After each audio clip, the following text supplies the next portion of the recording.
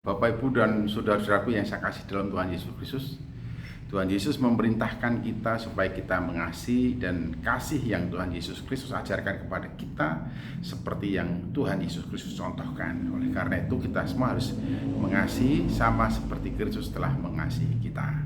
Nah, Rasul Paulus mengupayakan untuk memberikan penjelasan demikian rupa berkenaan bagaimana kasih itu, bagaimana hidup orang yang mengasihi itu. Orang yang mengasihi tidak pemarah, orang yang mengasihi tidak menyimpan kesalahan orang lain, dan juga marilah kita memperhatikan apa yang dikatakan selanjutnya berkenaan dengan kasih didasarkan pada 1 Korintus pasal 13 ayat yang ke-6. Demikianlah firman Tuhan. Kasih tidak bersukacita karena ketidakadilan, tetapi karena kebenaran. Kasih tidak bersukacita karena ketidakadilan, tetapi karena kebenaran.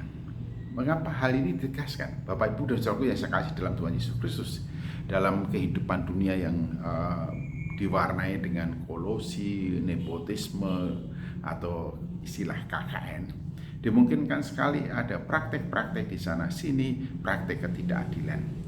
Pada saat praktek ketidakadilan itu dilaksanakan, ada orang yang bersukacita karena diuntungkan, karena difasilitasi, karena dimudahkan, karena mendapatkan perlakuan khusus dan istimewa.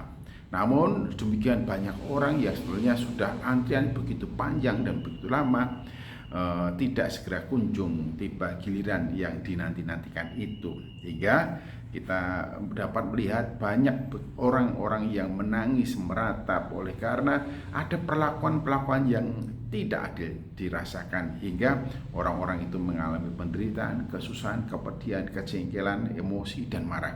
Nah, kalau kita mengasihi, kita tidak bersukacita ketika melihat adanya praktek-praktek ketidakadilan.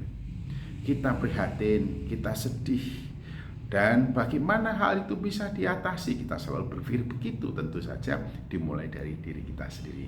Jangan sampai kita berlaku tidak adil, jangan sampai kita menerapkan ketidakadilan, jangan sampai kita pilih kasih, jangan sampai kita melakukan penilaian yang tidak objektif, jangan sampai kita mengedepankan subjektivitas sehingga perlakuan, tindakan, keputusan kita akhirnya merupakan keputusan yang tidak adil. Ada orang-orang yang dirugikan oleh karena keputusan kita yang tidak adil itu, atau banyak orang yang dirugikan karena ketidakadilan itu.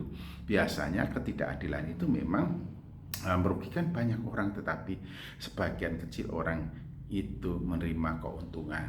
Dan orang-orang yang menerima keuntungan enak-enak, senang-senang, sukaria, dan seterusnya. Dan kita kalau melihat kenyataan itu, dikatakan kita yang hidup oleh dan di dalam kasih Tuhan Yesus Kristus tentu saja prihatin dan tidak senang oleh karena ketidakadilan.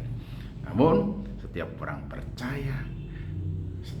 percaya senang oleh karena melihat, sukacita oleh karena melihat kebenaran diterapkan, kebenaran dipraktekkan, kebenaran diwujud nyatakan.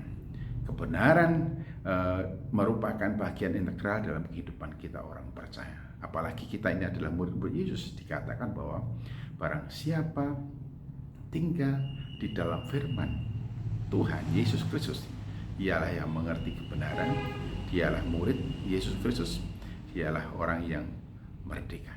Merdeka dari ketidakadilan, merdeka dari praktek-praktek yang tidak benar. Dan dikatakan, akulah jalan, kebenaran, dan hidup.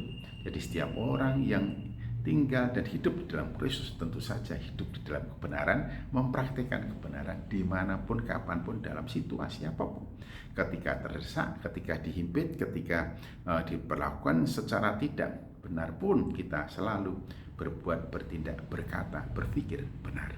Nah, mengapa demikian? Karena memang kebenaran itulah yang Tuhan Yesus Kristus tanamkan di dalam diri kita, yang Tuhan Yesus Kristus gerakkan di dalam hidup kita, yang Tuhan Yesus Kristus inginkan di dalam hidup kita.